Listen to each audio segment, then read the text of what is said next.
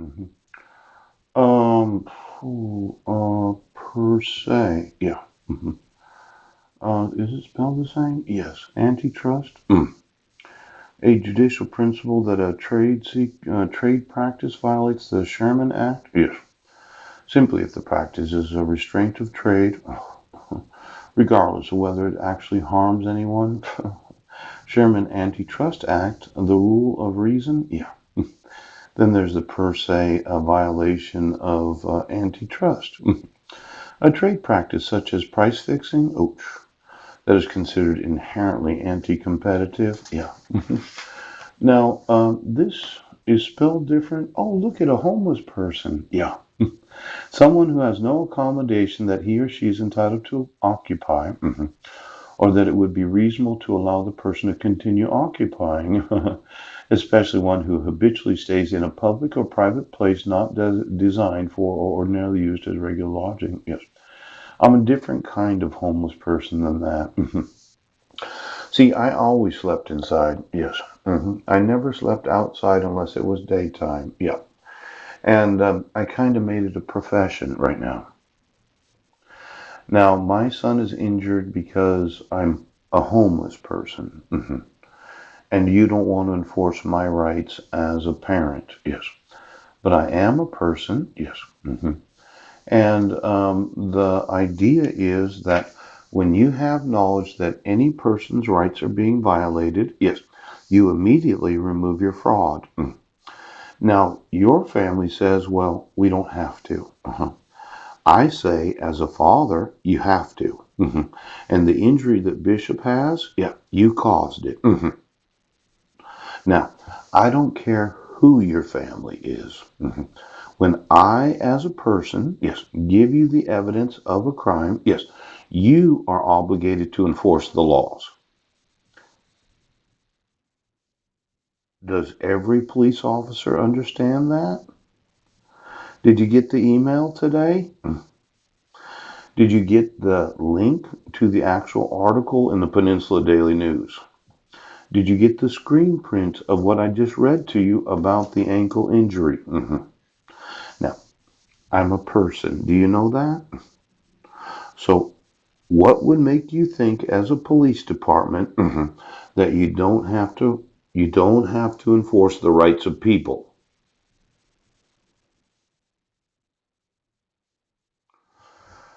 Per se violation. There was another per se that I was looking at yesterday. Yes. Or maybe it was something else. Something about litigants that don't have an attorney representing them. Yes. And then there were the canons of the American Bar Association. Right. There was the ethics of covering up crime. Let's say you do know. And you do know that the sheriffs and the police departments, they do know about the fraud of issuing protection orders without any jurisdiction. Yes. Without me receiving any due process, without the petitioner signing it. Well, there's some ethical violations. Last week we started to touch on those. Oh, now the ethical violation of having knowledge of an injury of a child. Yes, a minor. Under the age of 18. Yes, because the school districts don't want to enforce the child abuse laws. Yeah. Now, I did email the Office of Superintendent of Public Instruction, Chris. I want. What is the ethical? Well, see, categories of victims restitution, child exploitation. The Budnick boys are very good at playing football. Last year, when I informed you that they were in the wrong grades, yes, they were in the state playoff, WIAA. Yes, I emailed numerous coaches about the exploitation of my sons, yes, without my consent as a father. Now we're going to look at the ethical consequences, yes, of a physical injury because of your want to exploit them so that they would play football. Now, domestic violence interstate. This morning, I gave the example of a spouse. Yes. She calls the police in Clallam County and she tells the police, my husband committed domestic violence, assault, yes, and child abuse.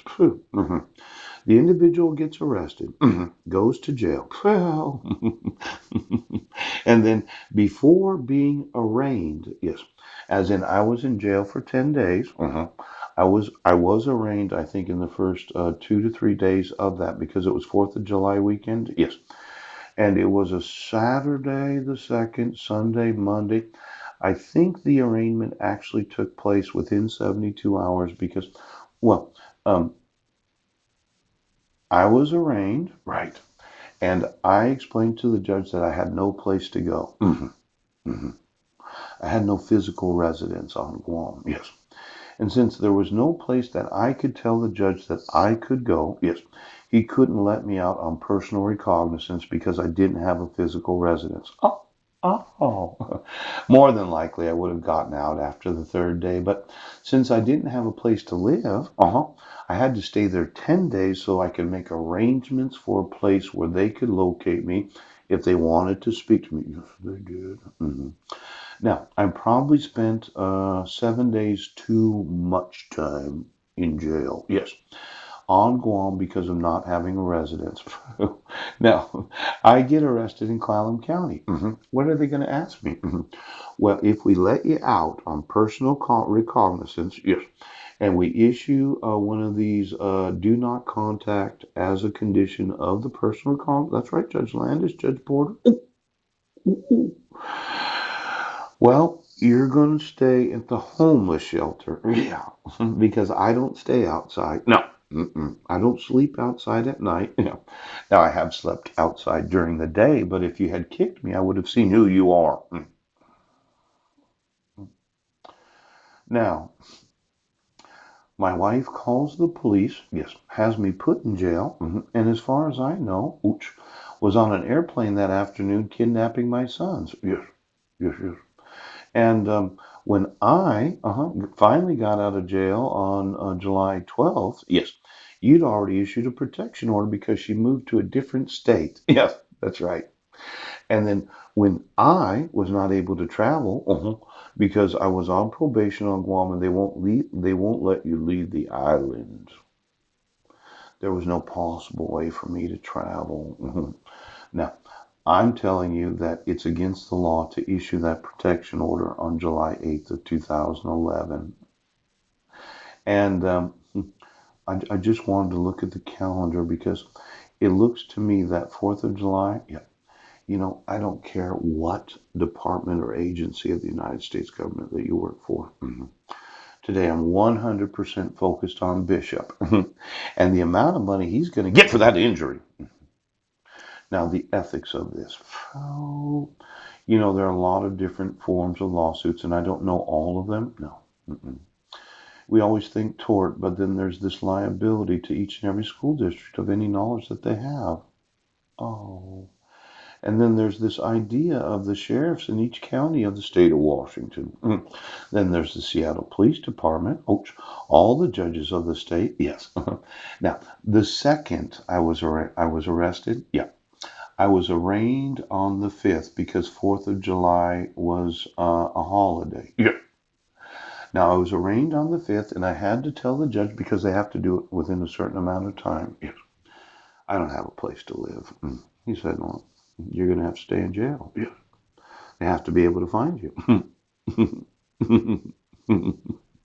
Now, I stayed in jail from the arrest that took place at 7 a.m. on July 2nd of 2011. Yes. Until it looks like Tuesday, the 12th of 2011. Yes. And you had already issued a protection order, while I was in jail. Yes, you did. Now, I had made arrangements to stay with a family on Guam because the police had to get a hold of me if I did anything wrong. Now, let's say you let me out of jail on Clallam County. Yes. My wife decides to move to California. Yeah. And I'm on personal recognizance, and you have to be able to locate me. Yes. And then she motions a court in California to issue a protection order. Yes. She gives you the information from the state of Washington. Yes. Now, more than likely, there was some sort of written report. as I remember it, yes, where they took a statement down when I was in jail in on Guam. Yes, they asked me some questions about, well, what do you think about this? And I was kind of surprised. No, I didn't commit domestic violence. I don't know what you're talking about, Pooch. And then they put me in jail. It was a written statement from the accused, yes, known as the defendant, Pooch. And then there was probably a written statement from the alleged victim, yes, from the Guamanian Police Department. Now, exactly what did you admit as evidence, as justification to issue the protection order in the state of Washington?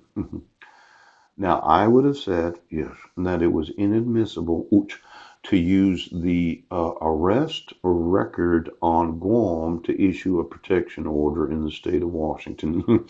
It'd be like filling out this statement, yes, in the state of Washington and having me arrested and put in jail in Clallam County. Yes. Then you get in a car, you drive for 12 hours, right? You're in California, you motion the court in the next 3 days, and you use as a justification for the issuance of the protection order the traffic citation in Sequim, Washington. Now the judge should ask, well, where's your husband? He's in jail in Clallam County. When's he getting out? Well, I don't know. He's homeless. He has no place to live. And you want me to issue this protection order because an arrest that took place in Washington State. Now, the arrest didn't take place in California. No. And the judge should say, well, if there's going to be a protection order issued, yes, it would be the state of Washington that issue it. Yeah. And it should not be admissible to admit to the court, right, the